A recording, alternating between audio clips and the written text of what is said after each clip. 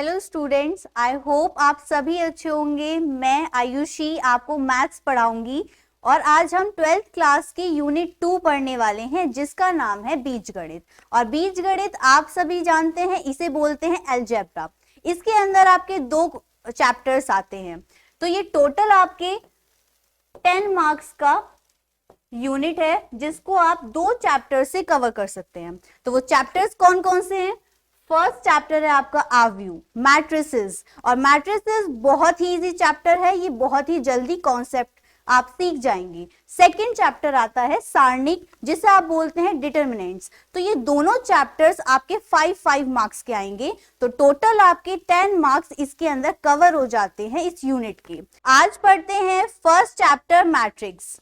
चलिए, आज हमारा फर्स्ट चैप्टर मैट्रिक्स, जिसको आप बोलते हैं आव्यू। आव्यू क्या होता है? सबसे पहली बात आती है आव्यू, जो मैट्रिसेस वर्ड है वो एक प्लूरल वर्ड है और इसका सिंगुलर वर्ड कहलाता है मैट्रिक्स।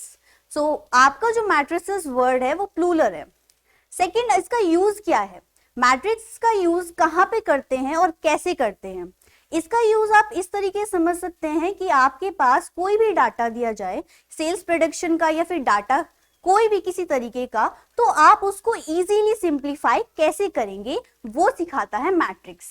तो मैट्रिक्स के थ्रू आप इजीएस्ट तरीके से सिंप्लीफाई कर सकते हैं अपने टिपिकल डाटा को, राइट? सो मैट्रिक्स का यूज आपको अच्छे से समझ में आया है। इसके बाद आती है इंपॉर्टेंट चीज कि मैट्रिक्स को आपको इतना क्यों पढ़ना है। मैट्रिक्स जो चैप्टर है वो आपके लिए क्या इंपॉर्टेंस रखता है? तो मैट्रिक्स चैप्टर मैं बता दूं कि 12th के आपके एग्जाम्स के पॉइंट ऑफ व्यू से बहुत इंपॉर्टेंट है। और let me tell you, it's a super easy chapter और इसके कॉन्सेप्ट्स जो है वो बहुत ही इजी तरीके से आपको समझ में आ जाएंगे। तो जैसे ही मैं चैप्टर स्टार्ट करूंगी, आपको फोकस होके अच्छे से मैट्रिक्स चैप्टर पढ़ना है, राइट? चलिए स्टार्ट करते हैं मैट्रिक्स चैप्टर। तो सबसे पहली हेडिंग आती है मैट्रिक्स। मैट्रिक्स को हम कैसे रिप्रेजेंट करते हैं?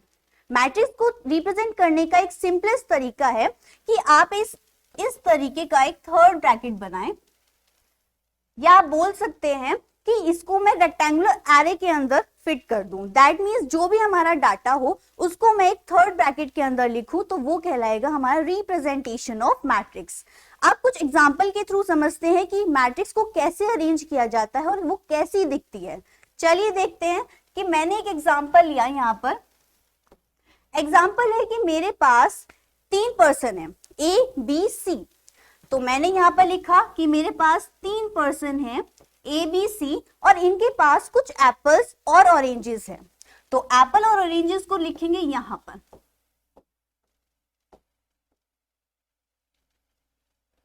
यहाँ पर मेरे पास जो 3 पर्सन्स हैं उनके पास अलग अलग एप्पल्स हैं और अलग अलग ऑरेंजेस हैं। जैसे कि ए के पास है 4, इसके पास है 1, और बी के पास है 3 और ऑरेंजेस हैं 1। ऐसे सी के पास है 7 और इसके पास है 9। अब इन 3 पर्सन्स के बाद पास जो भी डाटा है वो क्या है कि ए के पास 4 एप्पल्स है और ऑरेंजेस है 1। इसी तरीके से बी के पास 3 और 1 है और सी के पास 7 और 9 है। अगर इस डाटा को इसी तरीके से बहुत ही कॉम्प्लिकेटेड डाटा को भी हम अरेंज कर सकते हैं इस मैट्रिक्स के अंदर। अगर मैं इन नंबर्स को ओनली यहां पर लिख लूं कि 4 1 3 1 7 और 9, तो ये जो नंबर्स का कलेक्शन हमारे पास आया है रोज और कॉलम्स के बीच में, और रेक्टेंगुलर हमने यहाँ पर जो शेप यूज की है हमारे मैट्रिक्स की, ये हमारा कहलाएगा मैट्रिक्स। तो मैट्रिक्स का रिप्रेजेंटेशन आपका इस तरीके से किया जा सकता है। मान लीजिए यहाँ पर ये सिंपल डाटा ना हो, बहुत कॉम्प्लिकेटेड डाटा हो, तो भी उसको इसी तरीके से हम अरेंज करेंगे। तो यहाँ पर आपके जरूरी नहीं है नंबर्स हो, यहाँ पे आपके फंक्शंस हो सकते हैं, यहाँ पे आपके जितने भी नेचुरल, इरेशनल, रेशनल नंबर्स हैं वो सब हो सकते हैं, राइट? तो यहाँ पर आपको ये स्पेसिफिक नहीं है कि आपको नेचुरल नंबर्स ही मिलेंगे। आपके पास जो भी नंबर्स हैं, जो भी फंक्शंस हैं, वो इसमें अरेंज हो सकते हैं। अब जैसे कि मैं कहूं कि यहाँ पर ये क्या डिनोट कर रहे हैं, अगर मैं कहूं कि यहाँ पर ये 4 1 3 1 7 9, ये चीजें क्या डिनोट कर रही हैं? ये कह रही है एलिमेंट्स। इनको बोलेंगे एलिमेंट्स।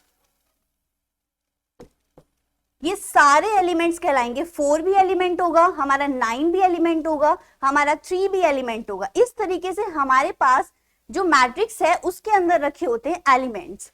दूसरी इंपॉर्टेंट चीज कि हमारे पास जो 4 3 1 है हमारे पास डाटा, एप्पल्स की जो रो थी, एप्पल्स को हम बोलेंगे ये हमारे वर्टिकल है, अरेंज है, वर्टिकली अरेंज है। और ये हमारे 4 और 1, दैट मीन्स एप्पल और ऑरेंजेस ए के पास जितने थे ये हमें कहलाएंगे हॉरिजॉन्टल।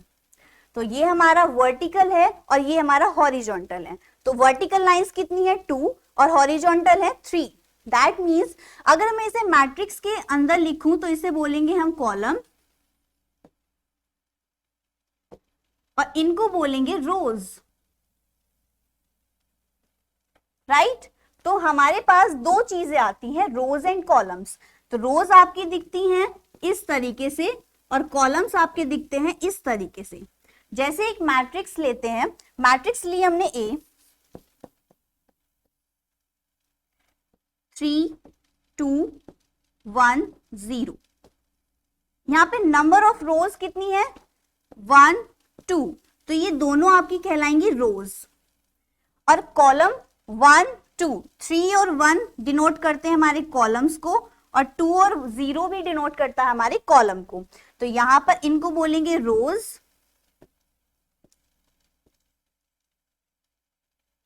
और इनको बोलेंगे हम कॉलम,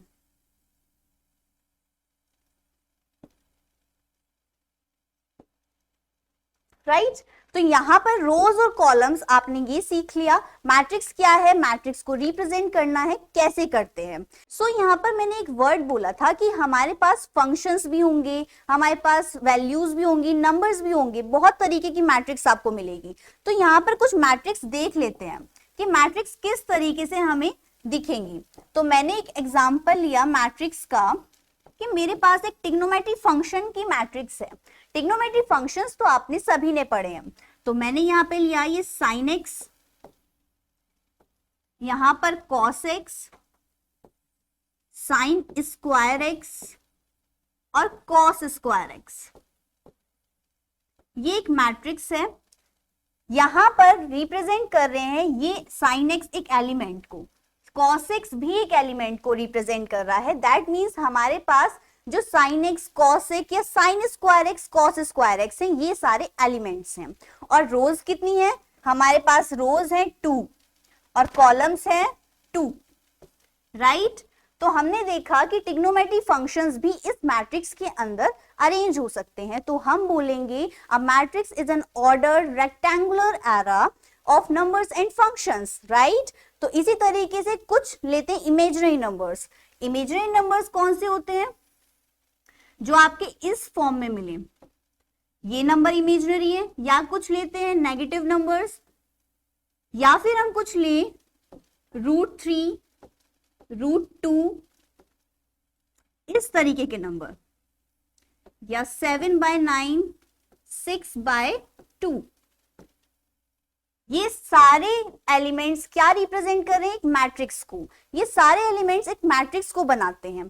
तो आपके पास चाहे कैसा भी फंक्शन या नंबर्स हो, आपके सारे ये मैट्रिक्स के एग्जांपल्स होंगे, राइट। तो सारे मैट्रिक्स के एग्जांपल्स आपने सीख लिए हैं और आने वाली जितनी भी क्वेश्चंस होंगे आप उनमें देखेंगे ही नहीं।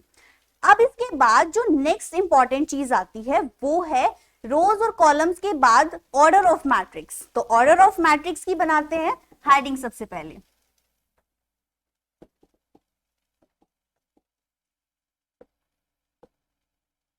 Order of matrix.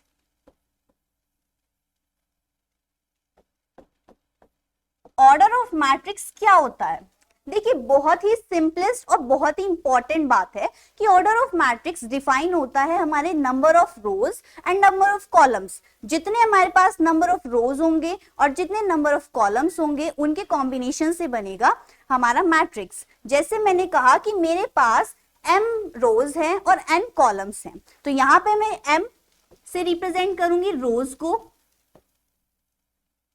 और n से रिप्रेजेंट करूंगी हमारे कॉलम को।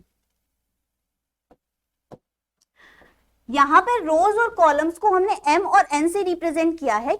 अगर मैं इन दोनों के बीच में एक क्रॉस का साइन बना दूं तो मेरे पास आएगा ऑर्डर ऑफ मैट्रिक्स, राइट। तो यहाँ पर इस क्रॉस को हम बोलेंगे या तो बाई या फिर क्रॉस। यहाँ पर हम ये नहीं बोलेंगे कि m और n दोनों मल्टीप्लाई कर रहे हैं, क्योंकि मल्टीप्लाई के केस में आपके 2 इंटू 3 हो जाता है 6, बट यहाँ पे ऑर्डर ऑफ मैट्रिक्स आपका 6 नहीं हो सकता। यहाँ पे आपका m और n रिप्रेजेंट कर रहा है नंबर ऑफ रोज और नंबर ऑफ कॉलम्स को। तो देखिए कुछ एग्जांपल के थ्रू देखते हैं कि नंबर ऑर्डर ऑफ मैट्रिक्स कैसे फाइंड किया जाता है। यहाँ पर मैं एक मैट्रिक्स ले रही हूं 3 -3 1.1 4। ये छोटा सा मैट्रिक्स हमें बताएगा कि ऑर्डर ऑफ मैट्रिक्स कैसे फाइंड करते हैं। तो सबसे पहले फाइंड करेंगे नंबर ऑफ रोज कितनी है। नंबर ऑफ रोज है हमारे पास 2, तो यहाँ पे लिखना होगा हमें 2, क्रॉस का साइन लगाएंगे। अब हमें लिखना होगा नंबर ऑफ कॉलम्स, तो कॉलम्स है हमारे पास 2, यहाँ पर लिखेंगे 2। तो हमारे पास ऑर्डर क्या आ गया इस मैट्रिक्स का 2/2। तो इसको 2/2 पढ़ेंगे या फिर 2 क्रॉस 2 पढ़ेंगे। इसी तरीके से लेते हैं कुछ और एग्जांपल।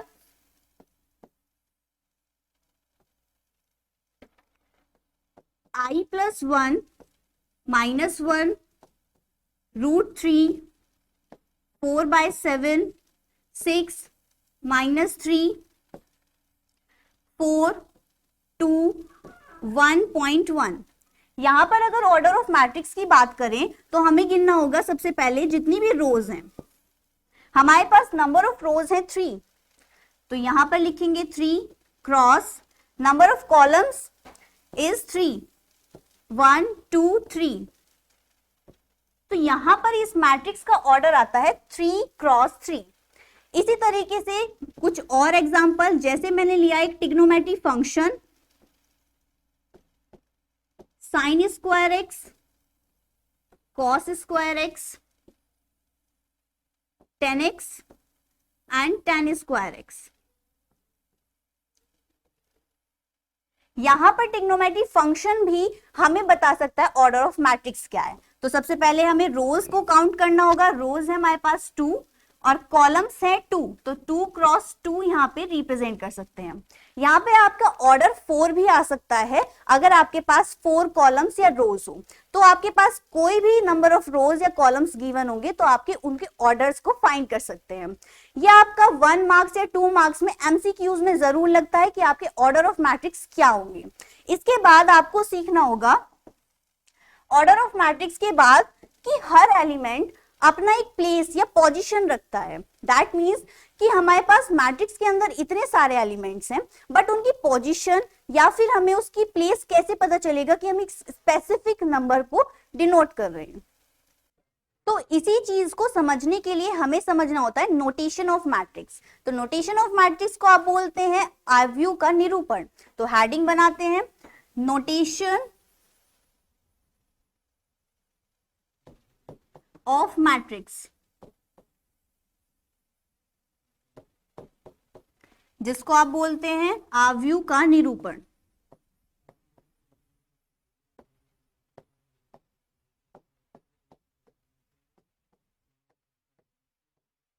राइट। तो यहां पर नोटेशन ऑफ मैट्रिक्स ही हमें बताएगा कि हम किसी भी एलिमेंट को कैसे पोजीशन फाइंड कर सकते हैं। देखिए यहां पर एक मैट्रिक्स लेते हैं, कुछ मैट्रिक्स ये अलग है बट आपको समझाएगी कि कैसे पोजीशन फाइंड करते हैं। मेरे पास एक मैट्रिक्स के अंदर ए एलिमेंट है और मैंने यहाँ पे लिखा 1 1। ये 1 1 बता रहा है कि हमारे पास फर्स्ट रो और फर्स्ट कॉलम में ये एलिमेंट रखा हुआ है।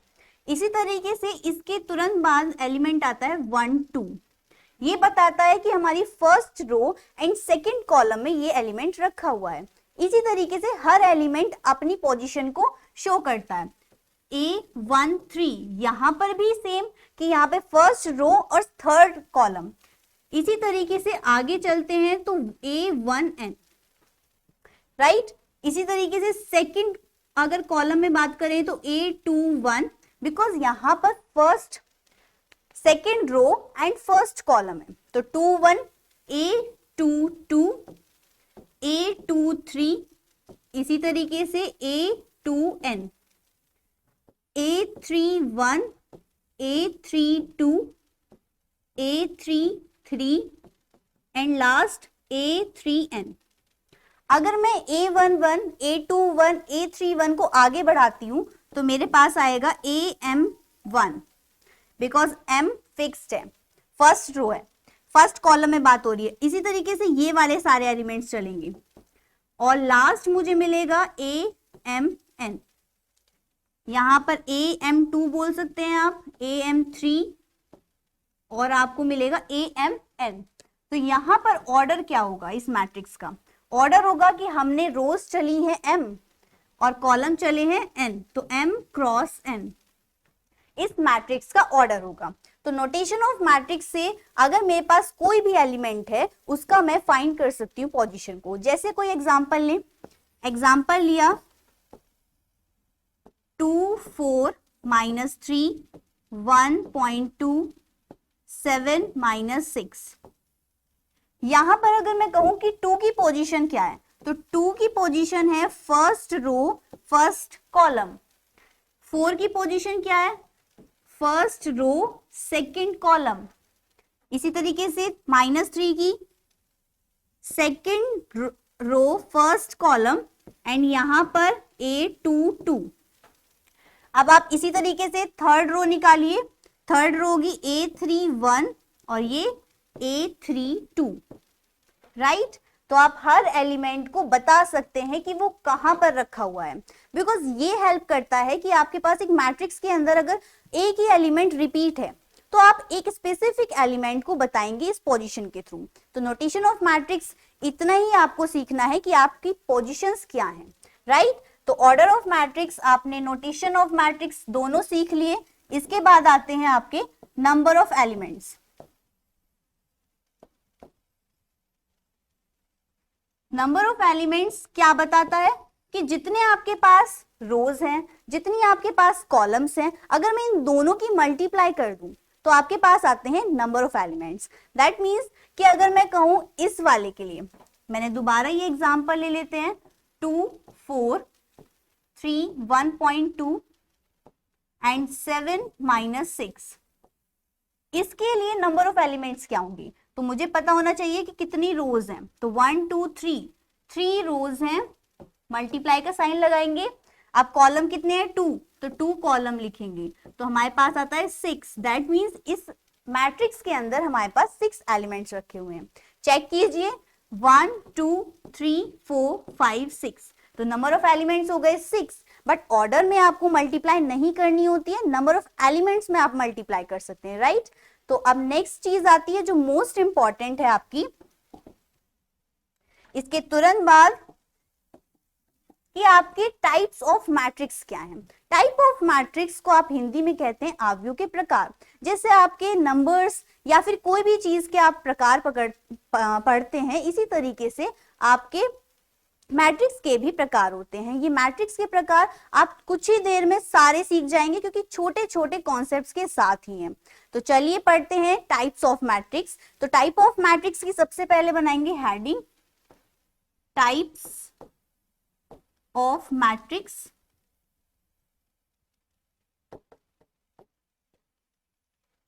इन्हें बोलेंगे आव्यूह के प्रकार।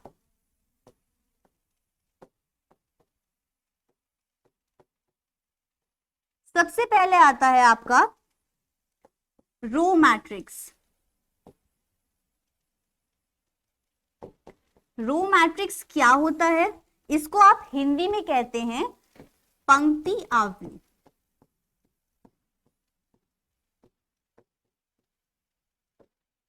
पंक्ति आव्यूह या फिर रो मैट्रिक्स के वर्ड से हमें पता चल रहा है कि रो की बात हो रही है।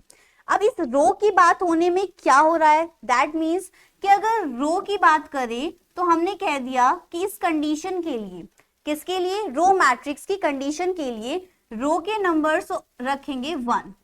दैट मीन्स अगर मेरे पास कोई ऑर्डर है m क्रॉस n, तो यहाँ पर जो m है वो रोज को डिनोट करता है और m को कर दूं मैं 1 क्रॉस n, तो ये हमारा कहलाएगा रो मैट्रिक्स, राइट? तो हमारे पास रो मैट्रिक्स के अंदर सिर्फ रो होती है एक और कॉलम चाहे कितने हो। तो रो मैट्रिक्स में रो कितनी होती है? एक। जैसे कोई एग्जांपल लेते हैं कोई एग्जाम्पल लेके समझे तो आपको रखनी है रो 1, तो -3, 4, 1/2। यहाँ पे रो कितनी है 1 और कॉलम 3, तो यहाँ पर हमारा जो ऑर्डर होगा वो होगा 1 क्रॉस 3, राइट, क्योंकि आपने देखा देखो रो 1 है और कॉलम कितने हैं 1 2 3, तो रो मैट्रिक्स की यही कंडीशन है कि रो होनी चाहिए 1। इसी तरीके से सिमिलर है कॉलम मैट्रिक्स। कॉलम मैट्रिक्स को पढ़ते हैं।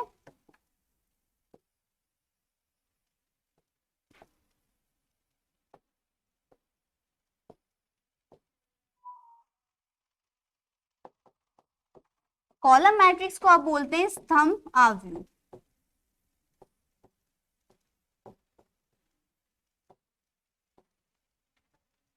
कॉलम मैट्रिक्स ये स्तंभ आव्यूह क्या कहता है कि कॉलम की बात हो रही है, यहां पर भी क्या बात हो रही है कॉलम की, और कॉलम होने चाहिए 1। दैट मीन्स अब की बार आपके नंबर ऑफ कॉलम्स होने चाहिए 1, चाहे m कुछ भी हो तो आपका ऑर्डर हो जाएगा m क्रॉस 1। ये क्या कहलाएगा आपका कंडीशन, रो कॉलम मैट्रिक्स होने की कंडीशन है m cross n। m cross n में n होना चाहिए 1। जैसे कोई एग्जांपल लेते हैं कि यहां पर हमें कॉलम रखना है 1, तो हम रखेंगे इस तरीके का कोई एग्जांपल जिसके अंदर होंगे बहुत से नंबर्स 1/3, -6, 1.5। यहां पर आपके पास रोज कितनी है 3 cross number of columns is 1, तो 3 क्रॉस 1 यहां पर ऑर्डर हो जाता है इस मैट्रिक्स का, राइट। तो आपके पास कोई भी हो, जैसे आप इसको ले लीजिए, आपके पास यहाँ पे sin x, cos x और tan x, यहां पर कितनी रोज है 1 2 3, 3 क्रॉस 1। तो आप देख रहे हैं यहां पर m डिफाइन कुछ भी किया जाए बट आपको n को डिफाइन करना है 1 में, राइट। तो रो और कॉलम्स दोनों आपने सीख लिए। इसके बाद आते हैं रेक्टेंगुलर मैट्रिक्स। रेक्टेंगुलर मैट्रिक्स क्या है?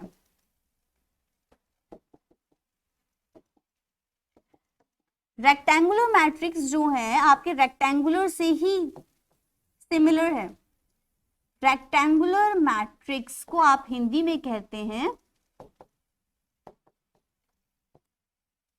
आयतकार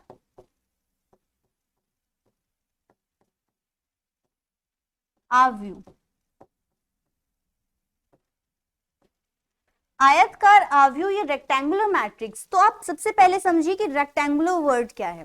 रेक्टेंगुलर आपने पढ़ा था कि रेक्टेंगुलर वो होता है जिसमें लेंथ और ब्रेथ डिफरेंट होती है। जैसे मैं एक डायग्राम के थ्रू आपको समझाऊं तो यहाँ पर जैसे मेरे पास ये रेक्टेंगल है और यहाँ पर लेंथ और ब्रेथ दोनों अलग अलग हैं, लेंथ अलग है और ब्रेथ अलग है।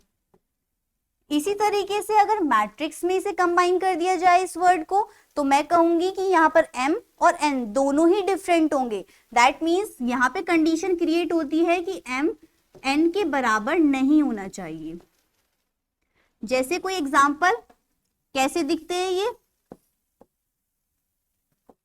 हमने नंबर ऑफ रोज लेंगे हम 2 और कॉलम लेंगे 4, तो यहाँ पे लिख रहे हैं 2 3,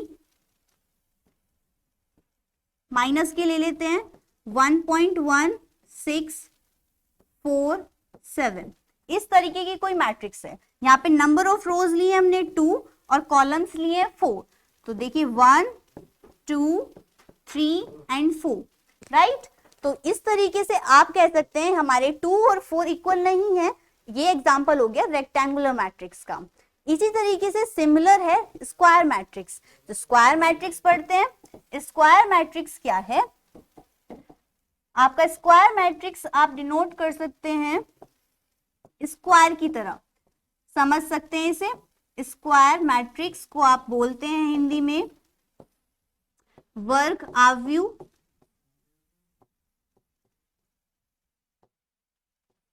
वर्ग आव्यूह मतलब कि इसकी प्रॉपर्टी भी कुछ स्क्वायर जैसी है। देखिए स्क्वायर में होता था कि m और n हमारे बराबर होने चाहिए, मतलब कि इसमें कंडीशन है कि आपकी नंबर ऑफ रोज और नंबर ऑफ कॉलम्स दोनों अगर बराबर हो जाएं तो हमारी कहलाएगी स्क्वायर ऑफ मैट्रिक्स।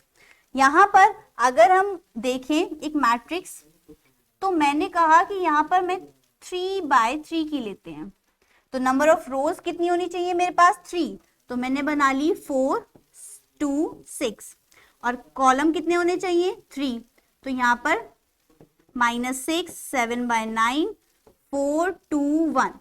यहाँ पर ये 3/3 की हमें डिनोट करती है स्क्वायर मैट्रिक्स को, राइट। तो आपने रेक्टेंगुलर स्क्वायर दोनों ही बहुत इजीली तरीके से सीख लिए हैं कि यहाँ पर रेक्टेंगुलर मैट्रिक्स ये कहती है कि हमारे m और n दोनों बराबर नहीं होने चाहिए, बट स्क्वायर मैट्रिक्स कहती है कि हमारे दोनों बराबर होने चाहिए, आपका ऑर्डर में m और n दोनों ही इक्वल होने चाहिए, राइट। तो इसके बाद आती है आपका टाइप ऑफ मैट्रिक्सेस। इस मैट्रिक्स के अंदर एक और चीज थी, कॉन्सेप्ट था कि डायगोनल होता है, और इस डायगोनल की ये प्रॉपर्टी है कि आपके पास जो टू अपोजिट नंबर्स होते हैं वो आपस में अगर ज्वाइंट कर दें एक लाइन के थ्रू तो हमारी एक डायगोनल बनती है। इसी तरीके से स्क्वायर मैट्रिक्स के अंदर भी डायगोनल होते हैं। देखिए यहाँ पर अगर मैं कहूं ये 4 और ये 1, ये दोनों आपस में अगर कनेक्ट करें तो इसके बीच में एक लाइन ड्रॉ होगी इस तरीके की, और इस लाइन के बीच में जो जो एलिमेंट्स आएंगे वो कहलाएंगे डायगोनल एलिमेंट्स। तो यहां पर इसको बोलेंगे हम डायगोनल एलिमेंट्स।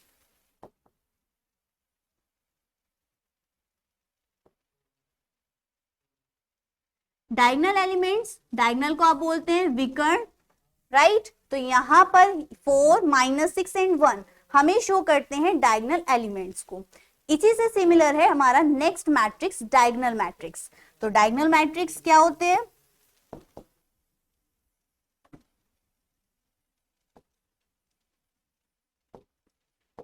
इनको आप हिंदी में कहते हैं विकर्णावयव।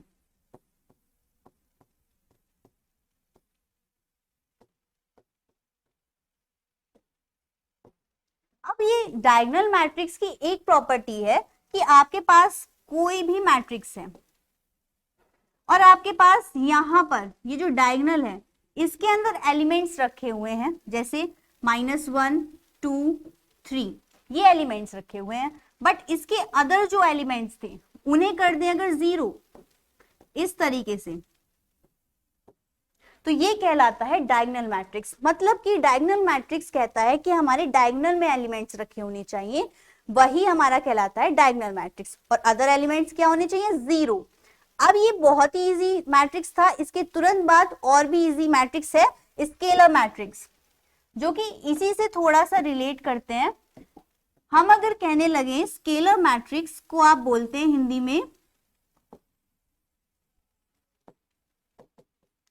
अदिश आव्यूह।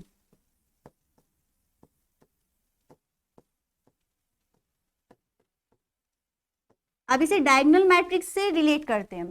डायगोनल मैट्रिक्स कहता था कि बीच के सारे एलिमेंट्स हमारे डायगोनल एलिमेंट्स होंगे और ये हमारा डायगोनल मैट्रिक्स को डिनोट करेगा। अब ये कह रहा है स्केलर मैट्रिक्स की अगर यहां पर एलिमेंट्स रखे जाएं बट एक कांस्टेंट वैल्यू हो, दैट मींस एक कांस्टेंट नंबर हो, मैंने रखा 3, यहां भी 3, यहां भी 3, दैट मींस पूरे डायगोनल में एक ही एलिमेंट बार बार रिपीट हो, तो यहां पर और एलिमेंट्स क्या हो 0, और इस तरीके की मैट्रिक्स कहलाती है स्केलर मैट्रिक्स। इसका ऑर्डर क्या होगा 3/3 का, राइट। तो यहां पर स्केलर मैट्रिक्स कहती है कि हमारे पास जो वैल्यू होगी डायगोनल एलिमेंट्स की वो कोई कांस्टेंट नंबर होना चाहिए, कांस्टेंट फंक्शन होना चाहिए, या कोई भी कांस्टेंट आपके पास जो गिवन डाटा है वो होना चाहिए। देखिए यहां पर और कोई एग्जांपल लेते हैं, जैसे यहां पर मैंने लिया मेरे पास के, यहां पर के डिनोट कर रहा है मेरी कोई भी ऐसी वैल्यू जो कि एक ही नंबर है,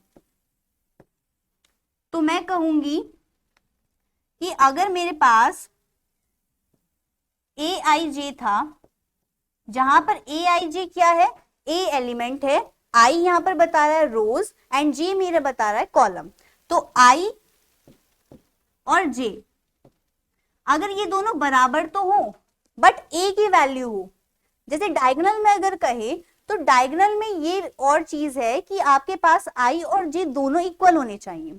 अगर जिसके भी आई और जे बराबर है, जैसे कि कोई एग्जांपल कि मैंने कहा A11, इसमें आई और जे दोनों इक्वल है, आई और जे दोनों इक्वल है ना, और यहां पर आता है A22, यहां पर भी आई और जे इक्वल है, यहां पे आता है A33, यहां पर भी आई और जे इक्वल है। तो इस तरीके से हमने कहा आई और जे तो इक्वल हो तभी हमारा एक मैट्रिक्स डायगोनल या स्केलर कहलाएगा, बट उसके साथ कंडीशन है कि आपके पास वैल्यू हो जाए कांस्टेंट वैल्यू, वही वैल्यू रिपीटेड हो, जैसे कि k हो गई, 3 हो गई, इस तरीके की वैल्यूज कहलाती है स्केलर, राइट। तो इस तरीके से आप दोनों चीज को रिलेट करके पढ़ें, इजीली समझ में आएगा। अब नेक्स्ट आती है आपकी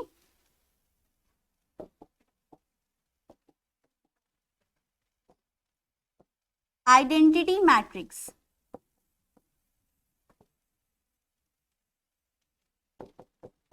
आइडेंटिटी मैट्रिक्स को आप कहते हैं इकाई आव्यूह।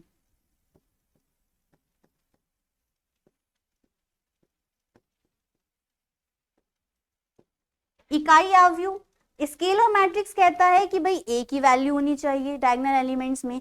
अब ये क्या कहता है, ये कहता है कि भाई जो एलिमेंट रख रहे हैं आप डायगोनल में वो सिर्फ 1 होना चाहिए, इस तरीके का, और सारे एलिमेंट्स कर दें 0।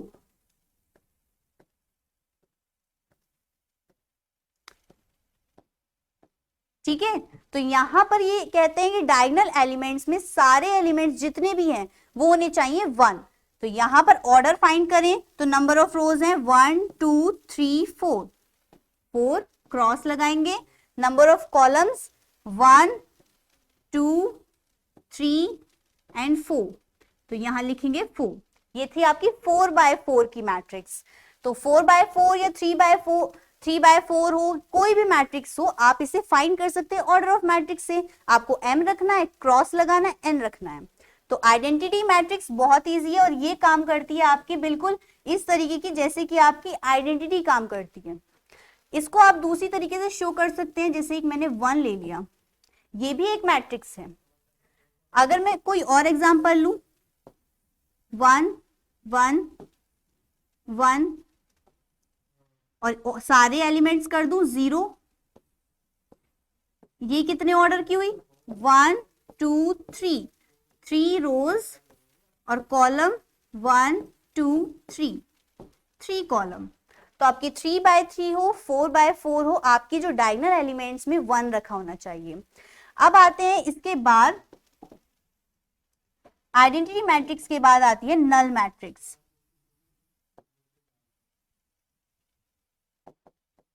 नल मैट्रिक्स कह लीजिए, इसको आप कहते हैं रिक्त आव्यूह।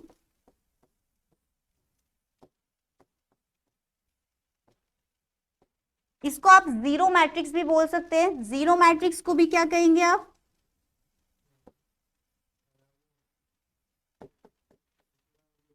शून्य आव्यूह।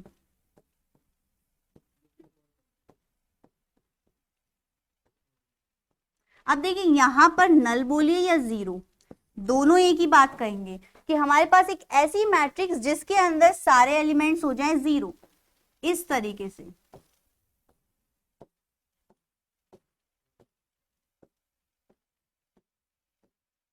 यहां पर ऑर्डर क्या होगा 1 2 3, नंबर ऑफ रोज 3, क्रॉस लगाएंगे, और number of column is 4। 3 cross 4 की ये मैट्रिक्स है और ये कहलाएगी नल मैट्रिक्स, राइट। तो नल मैट्रिक्स को चाहे ऐसे लिखें या फिर दूसरा तरीका है ऐसे, या फिर आपके 2x2 में आ जाए कि आपका 0 0 0 0, मतलब कि छोटे से छोटा और बड़े से बड़ा आपको मैट्रिक्स पता होना चाहिए कि किस तरीके से क्रिएट होता है।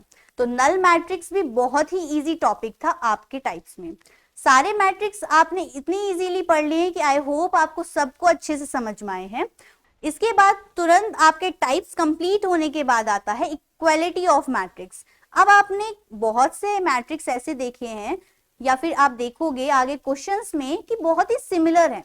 जैसे कि इक्वालिटी मैट्रिक्स क्या कहता है कि हमारे पास जितने भी कॉरस्पॉन्डिंग एलिमेंट्स होंगे वो आपस में इक्वल होंगे। आपके टाइप्स कंप्लीट होने के बाद आता है इक्वालिटी ऑफ मैट्रिक्स। और इक्वालिटी ऑफ मैट्रिक्स क्या कहता है कि आपके जितने भी मैट्रिक्स हैं उनमें कॉरस्पॉन्डिंग जो एलिमेंट्स हैं वो इक्वल होंगे। जैसे सबसे पहले हेडिंग बनाते हैं इक्वालिटी ऑफ मैट्रिक्स की। तो इक्वालिटी ऑफ मैट्रिक्स, जिसको आप बोलते हैं हिंदी में आव्यूह में समानता।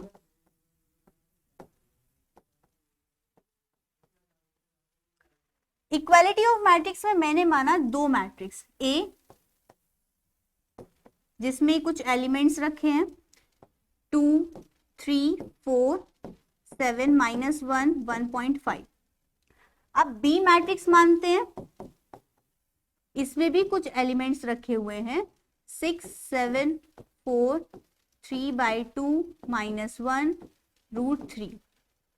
अब यहां पर इक्वालिटी ऑफ मैट्रिक्स कहती है कि हमारे पास जो A11 है और इसका A11 आपस में इक्वल होंगे। अगर ये कोई रिलेशन को डिफाइन कर रहे हैं तो हम इसे इक्वल रख सकते हैं। अगर यहां पर मैं कहूं 3 की पोजीशन तो वो होगी A12 और 7 की पोजीशन होगी A12। दैट मीन्स जो सेम पोजीशन को डिफाइन कर रहे हैं, डिनोट कर रहे हैं, उनको हम इक्वल रख सकते हैं। हम कह सकते हैं A बराबर होगा B के, कब? जब कॉरस्पॉन्डिंग जो एलिमेंट्स हैं वो बराबर हो। ठीक है, तो जैसे मैंने एक रिलेशन डिफाइन किया एक मैट्रिक्स के थ्रू, मैंने कहा यहां पर है x+2, यहां पर 4, यहां x+1, 6, 7, 2 और इसको मान लिया A मैट्रिक्स। इसी के साथ जो दूसरी मैट्रिक्स लेते हैं B, वहां पे कहा -6, 7, 2, 1, 3 और √3। अब यहां पर इक्वालिटी ऑफ मैट्रिक्स कह रहा है कि x+2 बराबर होगा -6 के। तो अगर कोई रिलेशन हमें डिफाइन है तो हम इस तरीके से उसे फाइंड कर सकते हैं, अगर कोई भी मैट्रिक्स के अंदर रिलेशन है। अब यहाँ पर 4, 2 के, यहाँ पे कोई रिलेशन नहीं है तो बात आती है x+4 3 के बराबर है, तो x+1 3 के बराबर है, राइट? 4 नहीं था 1, तो x+2 हमारा -6 के और x+1 3 के। दैट मीन्स इससे हमें कोई भी वैल्यू पता चल सकती है। यहाँ पे x होता, y होता, कोई भी वेरिएबल होता, हम उसकी वैल्यू फाइंड कर सकते हैं। तो क्वेश्चन कैसे बनेंगे कि आपको रिलेशन दे देंगे और कहेंगे इक्वालिटी ऑफ मैट्रिक्स के थ्रू इसे फाइंड कीजिए, या फिर आप इसके एलिमेंट्स को x या फिर कोई भी वेरिएबल की वैल्यू को फाइंड कीजिए। कोई भी आपका x हो, y हो, z, a, b, c कुछ भी होगा, आप उसे फाइंड कर सकते हैं। किससे? इक्वालिटी ऑफ मैट्रिक्स से। तो आई होप आप सभी को सारे टाइप्स, मैट्रिक्स और आपके नोटेशन, किस तरीके से पोजीशन हम डिफाइन करते हैं, या फिर आपके जितनी भी इक्वालिटी ऑफ मैट्रिक्स की प्रॉपर्टी थी वो पता चल गई है, राइट? सो आज की क्लास में इसी के थ्रू हम लेंगे क्वेश्चंस जो कि आपके बोर्ड के एग्जाम्स में बहुत ही ज्यादा पूछे जाते हैं। चलिए करते हैं। सो स्टूडेंट्स, आपने जो मैट्रिक्स चैप्टर पढ़ा है उसी से रिलेटेड जो आपके क्वेश्चंस पूछे जाएंगे वो हम क्वेश्चंस करते हैं। जैसे पहला आपको क्वेश्चन दिया गया है, मैट्रिक्स दी है और मैट्रिक्स के अंदर दो मैट्रिक्स को इक्वल दिखा के पूछा गया है x और y की वैल्यूज फाइंड कीजिए। तो सबसे पहले गिवन जो हमें चीज होती है वो लिखिए।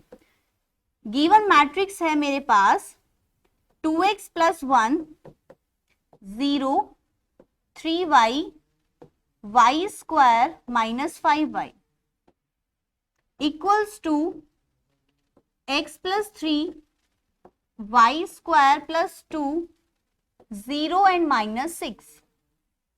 अगर मुझे x की वैल्यू को फाइंड करना है तो मैं कह रही हूं कि A11 इक्वल होगा A11 के, बिकॉज आपने इक्वालिटी मैट्रिक्स पढ़ी थी और इक्वालिटी मैट्रिक्स कहती थी कि आपका A11 दूसरे मैट्रिक्स A11 के इक्वल होगा, राइट?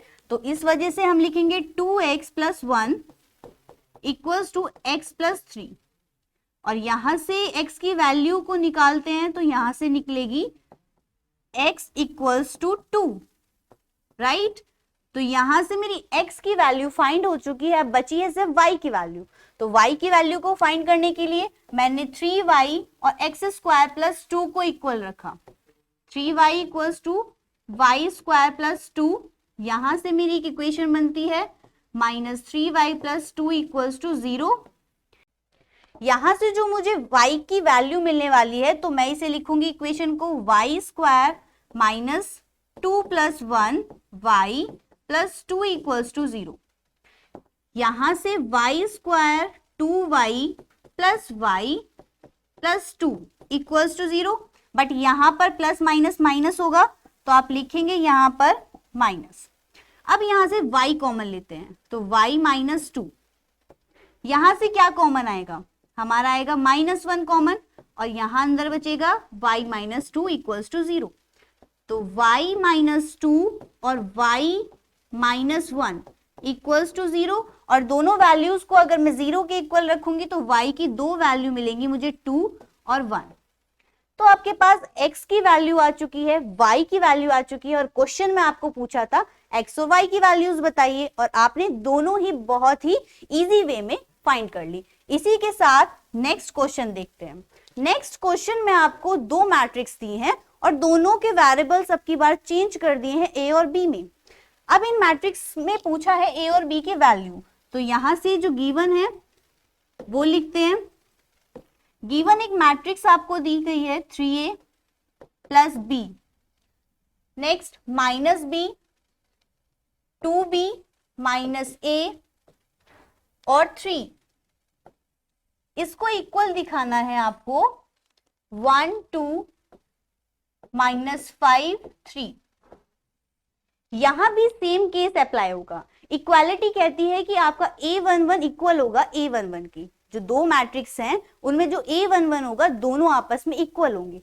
इसी चीज को देखते हुए जो मेरी 3a + b वैल्यू है वो इक्वल होगी 1 की, और -b की वैल्यू इक्वल होगी 2 के।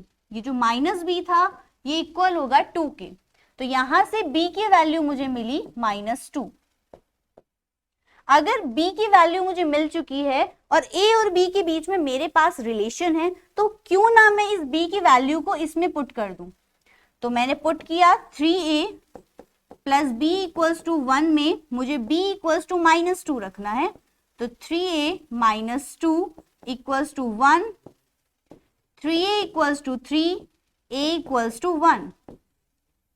a और b दोनों की वैल्यूज मुझे मिल गई। इसी तरीके से आपका थर्ड क्वेश्चन है। थर्ड क्वेश्चन क्या है, आपको थोड़ा सा इसमें मैट्रिक्स दी गई है और बहुत सारी वैल्यूज पूछी है a b c x y z की, तो इसको आपको घबराना नहीं है, इजीली ये आपका हो जाएगा।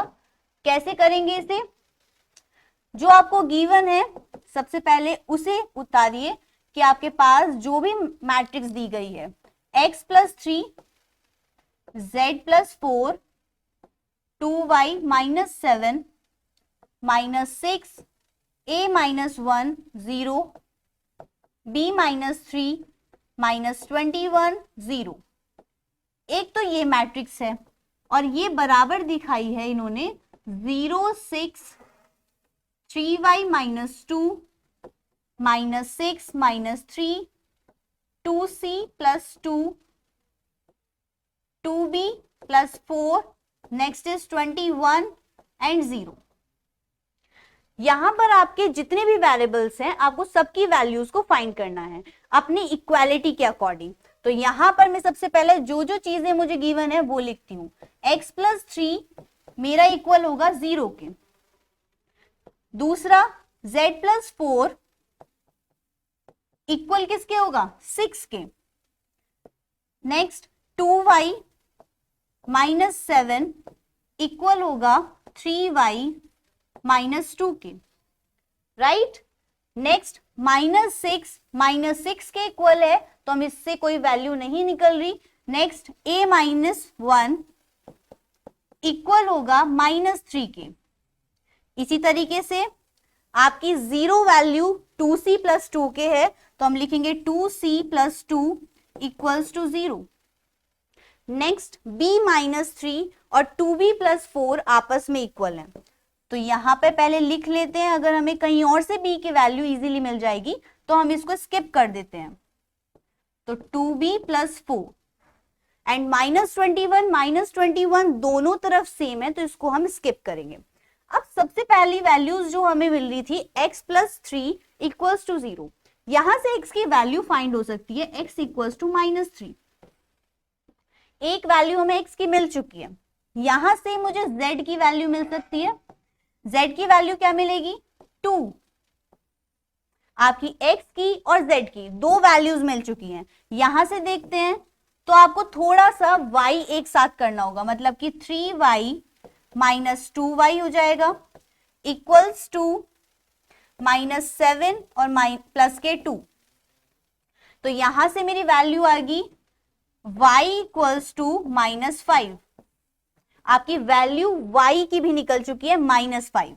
अब a की वैल्यू निकालने का टाइम है। a की वैल्यू आएगी a इक्वल्स टू, यहां पर 3 है और यहां पर -1, तो आपकी वैल्यू आ जाएगी 4, क्योंकि 3 + 1 4। यहां से वैल्यू आती है तो 2c और 2 उधर लेके जाएंगे तो 2c इक्वल्स टू हो जाएगा -2। इसी चीज को आगे करें तो 2c इक्वल्स टू -2 और c इक्वल्स टू -1, राइट। अब नेक्स्ट हमारे पास b की वैल्यू कहीं आई है? नहीं आई, तो हम इसका यूज करेंगे। b की वैल्यू को निकालने के लिए 2b के पास हमें b को लाना होगा, तो मैंने कहा 2b माइनस b, और मेरे पास -3 के पास -4 जाएगा, तो ये हो जाएगा -7, क्योंकि -3 और -4 इक्वल्स टू -7, तो यहां से वैल्यू मिली b इक्वल्स टू -7। अब यहां पर आप देखें तो x की वैल्यू, y की वैल्यू, z की वैल्यू, a और b एंड c, आपकी सारी वैल्यूज फाइंड हो चुकी हैं। तो आपका बड़े से बड़ा क्वेश्चन भी आ जाता है तो वो इस तरीके से आप कवर कर सकते हैं इजीली, और सारी वैल्यूज को फाइंड करके आप कहेंगे यही मेरा आंसर है। तो आई होप आप सभी को समझ में आ रहा होगा। नेक्स्ट क्वेश्चन, आपके पास x, y, z की वैल्यूज को फाइंड करना है, और थोड़ा सा कॉम्प्लिकेट किया है कि आपको एक इक्वेशन दी है। अब की बार आपको एक इक्वेशन दी है, तो सबसे पहले गिवन मैट्रिक्स है आपके पास -x plus y plus z, यहां पर आपको है x minus y plus z, x plus y minus z equal दिखाया है एक मैट्रिक्स के जिसकी वैल्यूज हैं 1 2 3। ये आपको एक कॉलम दिया है, तो आपको क्या करना है कि आप कहेंगे x plus y minus x plus y plus z equal होगा 1 के, इसे मानेंगे first equation. Okay, next x minus y plus z equals to 2, इसको मानेंगे आप सेकेंड इक्वेशन। इसी तरीके से third x plus y minus z equals to 3, इसको आप मानेंगे थर्ड इक्वेशन। अब आप देख रहे हैं अगर x, y और z की वैल्यूज को फाइंड करना है तो आप इन इक्वेशन को सॉल्व करना होगा, और ये इक्वेशन इतनी इजी है कि आप इन्हें बहुत ही जल्दी से सॉल्व कर सकते हैं। जैसे कि सबसे पहले हमें x की वैल्यू को निकालनी है, तो मैं देख रही हूं कि इस वाली इक्वेशन में -x plus y plus z है। अगर मैं देखूं कि कोई ऐसी वैल्यू जिसमें मेरे पास y और z दोनों कट जाएं, तो कौन सी वैल्यू है वो? अगर कोई वैल्यू है नहीं है, तो मैं क्या करूंगी, इसको 1 से और 2 से दोनों को कर दूंगी प्लस। अगर मैंने दोनों इक्वेशनों को प्लस किया है तो -x plus y plus z equals to 1 है, और आपकी सेकेंड इक्वेशन है x minus y plus z equals to 2। इन दोनों को कर रहे हैं हम प्लस, तो x से x खत्म हो जाएगा, y से y खत्म हो जाएगा, बचेगा 2z इक्वल्स टू 3। यहां से z की वैल्यू आती है 3/2, जो कि आपकी इक्वल होती है 1.5 की। ओके, इसी तरीके से z की वैल्यू मिलने के बाद आपको निकालनी है x और y की वैल्यूज। तो कौन सी वैल्यूज को यूज करें? आपकी z की वैल्यू आ चुकी है। अब हम देखते हैं कि इक्वेशन अगर इनमें देखते हैं 2 और 3 में, तो मैंने इक्वेशन 2 प्लस कर दूंगी इक्वेशन 3। इक्वेशन 2 क्या कहती है कि x minus y plus z equals to 2 है, x plus y minus z equals to 3 है, राइट। तो यहां से मेरी कौन सी वैल्यू निकलने वाली है, 2x की, क्योंकि आप देख रहे हैं x प्लस एक्स 2x होगा, y से y कटेगा और z से z। तो यहां पर अगर प्लस करें 2 प्लस 3 5, और x की वैल्यू आ जाती है 5/2, जो कि इक्वल होती है 2.5 की। ओके, अब हमारी सिर्फ एक ही वैल्यू बची है, वो है y की। तो अगर वैल्यू y की निकालनी है तो कौन कौन सी इक्वेशन देखनी होंगी जहां पर y पॉजिटिव होगा, और 1 और 3 ही ऐसी इक्वेशन है जिसमें आपकी y की वैल्यू पॉजिटिव है। तो आपको 1 और 3 इक्वेशन को प्लस करना होगा।